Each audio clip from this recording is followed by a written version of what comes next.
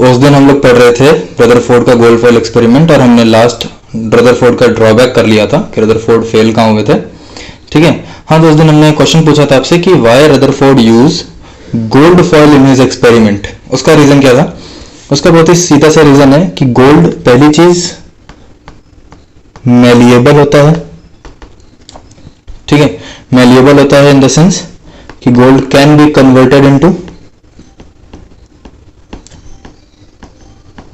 Converted into thin sheets.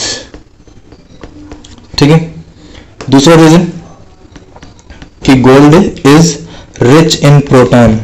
Gold is rich in proton. Gold पे कितने protons होते हैं? Total number of protons in gold are 79 protons. Total number of protons in gold are 79 protons. ठीक है, and last, gold is inert metal. Gold is inert metal. Inert metal का मतलब जो कि किसी से रिएक्ट ना करे, विच डू नॉट रिएक्ट। ठीक है, इनर्ट का मतलब विच डू नॉट रिएक्ट। यहां तक आई बात समझ में? ठीक है, नेक्स्ट क्वेश्चन था हमारा कि which radioactive element was used by Rutherford. तो रदरफोर्ड ने अपना गोल्ड फॉइल का एक्सपेरिमेंट किया था, ये वाला। ठीक है, अब अगर ये वाला एक्सपेरिमेंट देखो तो ये हमने क्या रखा है? ये हमने रखा है अल्फा पार्टिकल का सोर्स। ये हमने क्या रखा है? अल्फा पार्टिकल का सोर्स रखा है। अल्फा पार्टिकल किससे निकलते हैं? अल्फा पार्टिकल निकलते हैं रेडियो एक्टिव एलिमेंट से निकलते हैं। ठीक है, अल्फा पार्टिकल किससे निकलते हैं? रेडियो एक्टिव एलिमेंट से निकलते हैं। और अल्फा पार्टिकल बेसिकली क्या होते हैं बेटा? वो होते हैं रेडिएशंस। अल्फा पार्टिकल बेसिकली क्या होता है? रेडिएशन होते हैं। ठीक है, तो यहां पर जो एलिमेंट लिया गया था जिससे अल्फा पार्टिकल निकल रहे थे, वो एलिमेंट कौन सा था उसके बारे में पढ़ना है। तो वो एलिमेंट था हमारा पोलोनियम 214,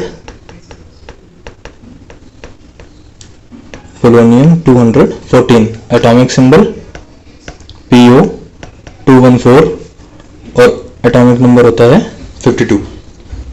ठीक है, ये एलिमेंट था जो कि रदरफोर्ड ने इस्तेमाल किया था। ठीक है, नेक्स्ट है एटॉमिक सिंबल। नेक्स्ट क्या है? Atomic symbol. अब ध्यान देना एटॉमिक सिंबल में, ये जो नीचे Z लिखा हुआ है ये दरअसल होता है हमारा एटॉमिक नंबर। ये क्या होता है? ये होता है एटॉमिक नंबर। जो A लिखा है ये होता है हमारा मास नंबर, और ये जो X लिखा है ये किसी भी एलिमेंट का एटम है। तो ये क्या है? Atom of element. ये क्या है? एटम ऑफ एलिमेंट, या फिर इसको डायरेक्टली आप एलिमेंट भी कंसीडर कर सकते हो। ठीक है, फॉर एग्जाम्पल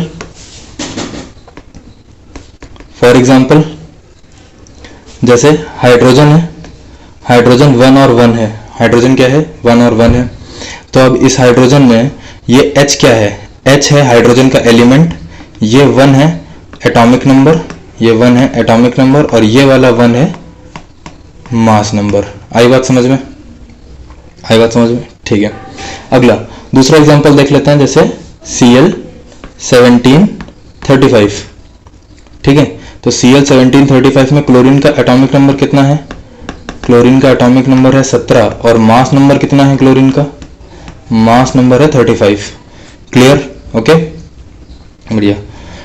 ठीक, अब बात करते हैं एटॉमिक नंबर। तो in 1913 Moseley studied the X ray spectrum of different element and Moseley gave the relation between atomic number and frequency of X ray spectrum. Atomic number क्या होता है? बहुत जनरल सी और छोटी सी बात है, सिंपल सी बात समझ लो यहाँ पे। एटॉमिक नंबर क्या होता है? तो ध्यान रखना, एटॉमिक नंबर को हम रिप्रेजेंट करते हैं Z से। किससे रिप्रेजेंट करते हैं? Z से रिप्रेजेंट करते हैं। और एटॉमिक नंबर यानी कि Z is directly proportional to number of protons. Z is directly proportional to number of protons. ठीक है, ये बात ध्यान में रखना, ये वाली बात ध्यान में रखना। यहां तक आया समझ में? ठीक है, ये रिलेशन दिया। ये मोज़ले की स्टडी थी, ये मोज़ले का वर्क था जो मोज़ले ने किया, मोज़ले ने समझाया, मोज़ले ने बताया, वो था मोज़ले ने दो पैटर्न समझे। ठीक है, हेनरी मोज़ले एक साइंटिस्ट है हमारे, इनका पूरा नाम है हेनरी मोज़ले। ठीक है, ये एक साइंटिस्ट हैं जिन्होंने एटम के मतलब एटम कह रहे पीरियोडिक क्लासिफिकेशन में जो एलिमेंट्स होते हैं हमारे पीरियोडिक टेबल में, उनके क्लासिफिकेशन में बहुत बड़ा रोल दिया था इन्होंने। ठीक है, और वो रोल यही था कि जब मेंडलीव फेल हो गए थे तो नई वाली जो टेबल है, मॉडर्न पीरियोडिक टेबल जो है, उसको बनाने के लिए इन्होंने काफ़ी काम किया था। अब इन्होंने किया क्या वो समझना है। इन्होंने मेंडलीव का लॉ समझा, ये वाला। तो मेंडलीव का लॉ क्या कहता है कि ये वाला जो ग्राफ है ये किसके थ्रू आया है, ये वाला ग्राफ आया है मेंडलीव के थ्रू। किसके थ्रू? मेंडलीव्स के थ्रू। अब मेंडलीव का लॉ क्या कहता है? मेंडलीव का लॉ कहता है कि physical and chemical properties, physical and chemical properties, एक minute, physical and chemical properties of element are the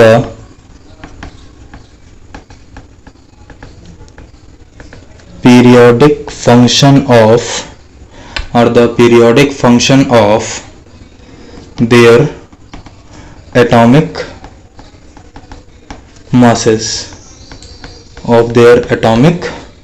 masses, यहां तक आई बात समझ में? ठीक है, ऑफ देयर एटॉमिक मासेस। ठीक, इतना क्लियर हो गया। अब इस वाले ग्राफ को अगर आप थोड़ा सा ध्यान से देखो तो ग्राफ की जो एक्सपेक्टेशन थी वो थी कि ग्राफ आना चाहिए एक स्ट्रेट लाइन में। ग्राफ कैसा आना चाहिए? एक स्ट्रेट लाइन में। लेकिन जो ग्राफ आया है वो कैसा आया है? वो अगर आप ध्यान से देखो तो वो एक कर्व की फॉर्म पे आया है, ये है ना। ग्राफ कैसे आया? एक कर्व की फॉर्म पे आया है। तो कर्व, ग्राफ में कर्व आना ही नहीं चाहिए था। ठीक है, अगर ग्राफ में कर्व आ गया है तो ये वाला जो फॉर्मेट है वो गलत है। यानी कि जो किसी भी एलिमेंट की फिजिकल या केमिकल प्रॉपर्टीज हैं वो उसके एटॉमिक मास पर डिपेंड नहीं करेंगी। ठीक है, तब मोज़ले ने काम किया और ये था मेंडलीव का पीरियोडिक लॉ। ये किसका लॉ था? मेंडलीव का पीरियोडिक लॉ था। अब मोज़ले ने काम किया तो मोज़ले ने कुछ चीजें समझी। ठीक है, मोज़ले ने कुछ चीजें समझी। मोज़ले ने क्या कहा? मोज़ले ने अभी मेंडलीव ने एटॉमिक मास लिया था तो मोज़ले ने एटॉमिक नंबर को लेके क्लासिफिकेशन किया और उसमें समझा, उसमें जब पाया मोज़ले का ग्राफ आया वो आया एक सीधी लाइन। वो कैसी लाइन आई? एक सीधी लाइन आई। तो यहां से कंफर्म हुआ कि हाँ मोज़ले जो हैं वो सही हैं। और मोज़ले का लॉ क्या कहता है कि physical and chemical properties of elements are the periodic function of their atomic number। यहां तक आई बात समझ में? ठीक है, ओके, बढ़िया। अब नेक्स्ट पॉइंट है हमारा, लास्ट पॉइंट, कि atomic number is equals to number of proton. ये बात हमने ऊपर पढ़ी ली है। एंड ऑल्सो ठीक है, तो इसको हटा देते हैं। ठीक, तो atomic number is also equals to number of electron for an atom. ठीक है, फॉर एन एटम, किसी भी एटम के लिए जो न्यूट्रल होना चाहिए। एटम कैसा होना चाहिए? न्यूट्रल होना चाहिए। ये बात ध्यान रखना। तो उसके लिए atomic number number of electron के भी बराबर हो सकता है। लेकिन जब एटम अपने आयन में चेंज हो जाएगा, लाइक फॉर एग्जांपल दिस, जैसे Na है तो Na नॉर्मल एटम है, तो इसका इस पे प्रोटॉन कितने हैं, 11 है, ठीक है। इलेक्ट्रॉन कितने हैं इस पे, वो भी 11 है, तो इसका एटॉमिक नंबर यानी कि Z क्या हो जाएगा, वो भी 11 हो जाएगा। लेकिन अगर हम Na+ की बात करें तो Na+ पे प्रोटॉन कितने हैं, 11 है, इलेक्ट्रॉन कितने हैं, 10 है, और एटॉमिक नंबर कितना है, 11 है। तो एटॉमिक नंबर इनडायरेक्टली अगर देखो, एटॉमिक नंबर इनडायरेक्टली देखो तो प्रोटॉन के बराबर होता है। इलेक्ट्रॉन का क्या है, इलेक्ट्रॉन तो चेंज भी हो सकता है, कम भी हो सकता है, ज़्यादा भी हो सकता है।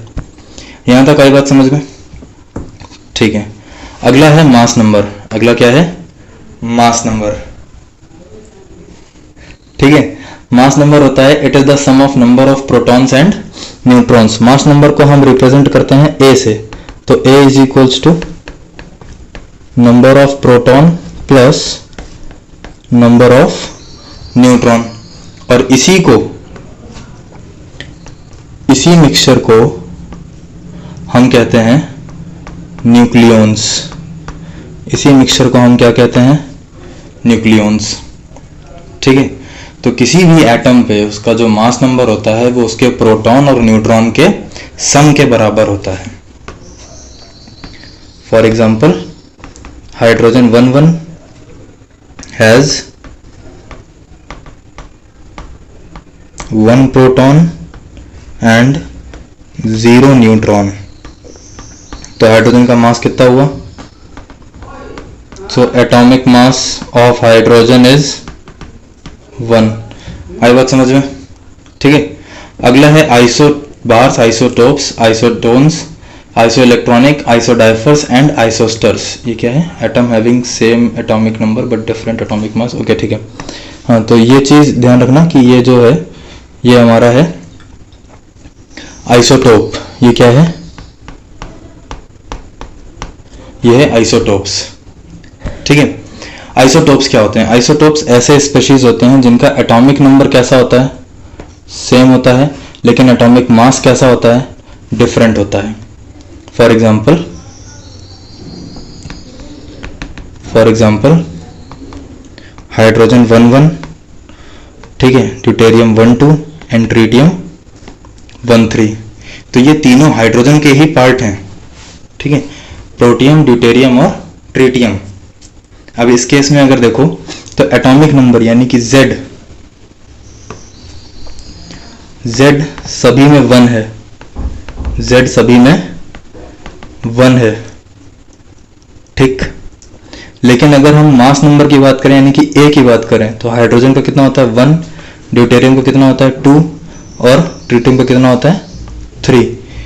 तो एटॉमिक नंबर सेम है लेकिन मास नंबर कैसा है, डिफरेंट है। चलो एक और एग्जांपल देख लेते हैं इसी का।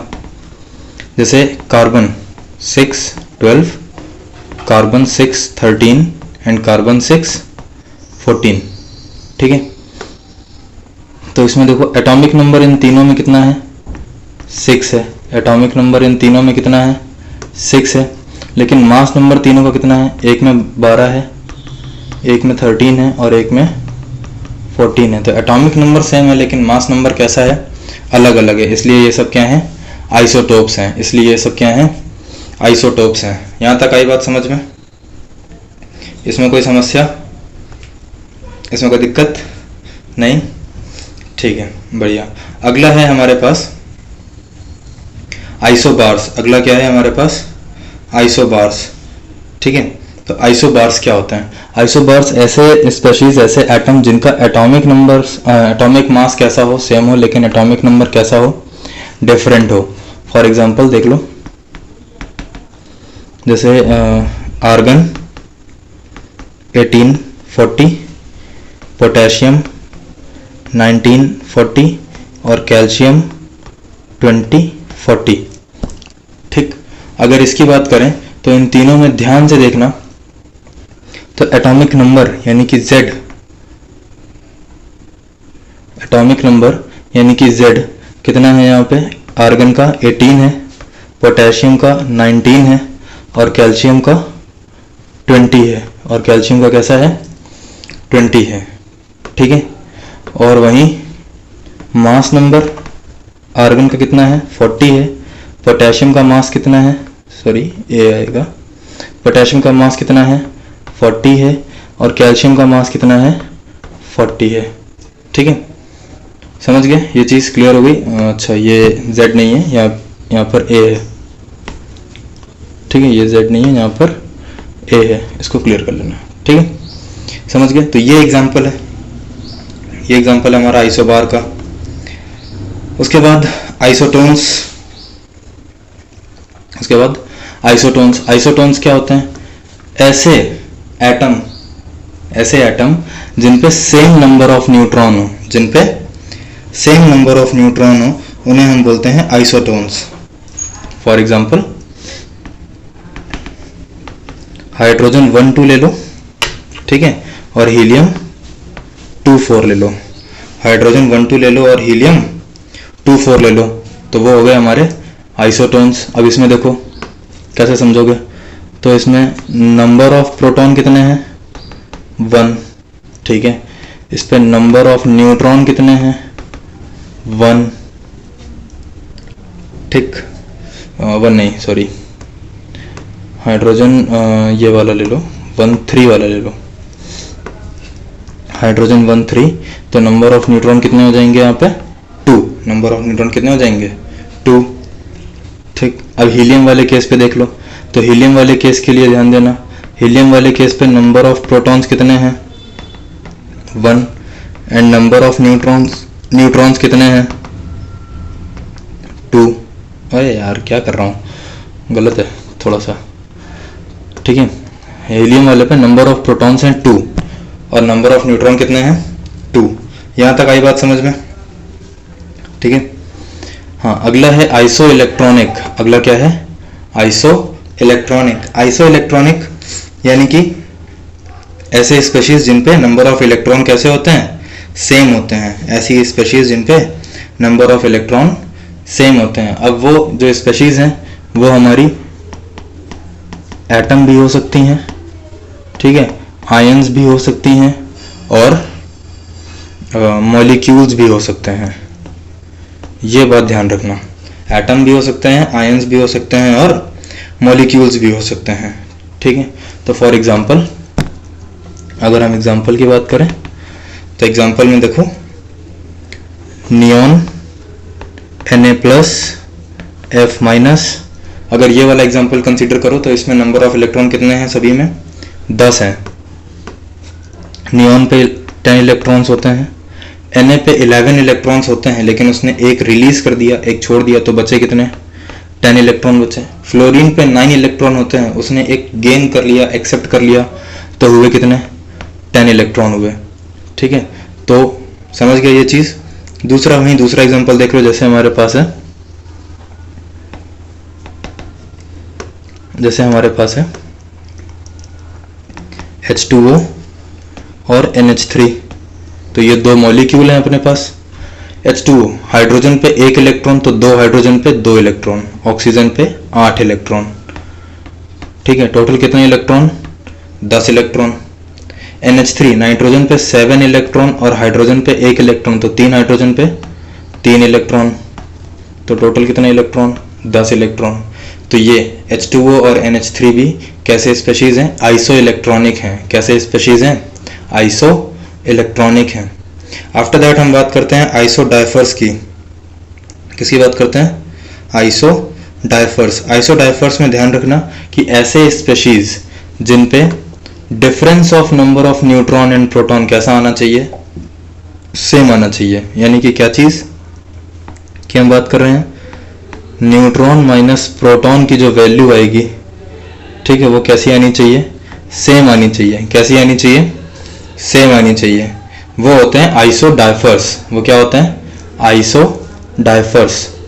फॉर एग्जांपल जैसे हमारे पास है बोरॉन 511, जैसे हमारे पास क्या है बोरॉन 511, तो बोरॉन पे नंबर ऑफ इलेक्ट्रॉन कितने हैं बोरॉन पे इलेक्ट्रॉन है 5, प्रोटॉन है 5, न्यूट्रॉन कितने हैं 6, बोरॉन पे इलेक्ट्रॉन है 5, प्रोटॉन है 5, न्यूट्रॉन कितने हैं 6।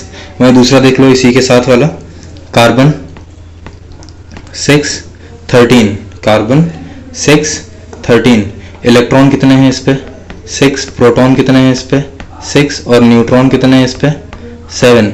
अगर इसमें न्यूट्रॉन माइनस प्रोटॉन की वैल्यू निकालें, न्यूट्रॉन माइनस प्रोटॉन की वैल्यू निकालें तो कितनी आ जाएगी 1, और अगर इसमें हम न्यूट्रॉन माइनस प्रोटॉन की वैल्यू निकालें तो कितनी आ जाएगी 1। ये बात आई समझ में, ये बात आई समझ में, ठीक है। उसके बाद होते हैं आइसोस्टर्स, यानी कि मॉलिक्यूल्स और ions that have same number of atoms और same number of valence electron. ये चीज़ ध्यान देना थोड़ा सा। जैसे मानो कि हमारे पास दो एग्जांपल हैं, एग्जांपल से समझो इसको। एग्जांपल में जैसे हमारे पास है CO2 और N2O, ठीक है। तो दोनों कंपाउंड में अगर देखें तो दोनों कंपाउंड में टोटल नंबर ऑफ एटम कितने हैं, total number of atom in CO2 and N2O, in CO2 and N2O, ठीक है। तो कार्बन का 1, ऑक्सीजन के 2 हो गए 3, ऑक्सीजन का 1, नाइट्रोजन के 2 हो गए 3। तो total number of atom in CO2 and N2O is 3। यहाँ तक आई बात समझ में, ठीक है। टोटल नंबर ऑफ इलेक्ट्रॉन की अगर बात कर लें तो यहाँ देख लो, total number of electron in CO2 and N2O, ठीक है। कार्बन पे कितने इलेक्ट्रॉन होते हैं, कार्बन पे होते हैं 6 इलेक्ट्रॉन, ऑक्सीजन पे होते हैं 8, तो 2 ऑक्सीजन पे हो गए 16, नाइट्रोजन पे होते हैं 7 इलेक्ट्रॉन, तो 2 नाइट्रोजन पे हो गए 14, ठीक है। और ऑक्सीजन पे होते हैं 8, टोटल करके जोड़ लो तो 16 + 6 22 एंड 14 + 8 22, तो टोटल नंबर ऑफ इलेक्ट्रॉन दोनों में कितने आ गए 22 इलेक्ट्रॉन्स आ गए। और एक चीज़ का ध्यान देना, इसमें चार्ज भी सेम होता है, इसमें चार्ज भी सेम होता है, ठीक है। तो ये चीज़ भी ध्यान रखना, यानी कि number of charge is also same, number of charge is also same. यहाँ तक आई बात समझ में, इसमें कोई समस्या नहीं, चलो बढ़िया है। अब ये waves development leading to Bohr atomic model, waves electromagnetic